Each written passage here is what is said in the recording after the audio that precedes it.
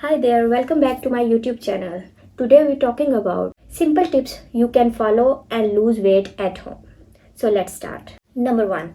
Increase intake of dietary fiber. Fiber slow down the process of digestion and helps you to stay fuller for longer. That is why incorporating healthy fiber into your diet helps in reducing your calorie intake. Number 2. Avoid consuming simple carbs. Quick digestion of these carbs causes a spike in the blood sugar level. Avoid refined sugar, candies, and packaged foods and consume whole grain fruits and vegetables instead. Number 3.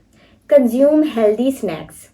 Unhealthy snacking is the biggest culprit that causes weight gain. Healthy snacks like fruits, nuts, herbal teas, and seeds to help lose those extra pounds. Number 4. Follow a workout regime. Exercising 3 to 5 hours a week helps to burn calories, boost metabolism, and maintain lean muscles. Number 5. Eat smaller portions. Seeing more food on your plate causes you to eat more. So serving smaller portions to prevent overeating and helps to lose weight. So keep watching and don't forget to subscribe and comment below which topic I explain next.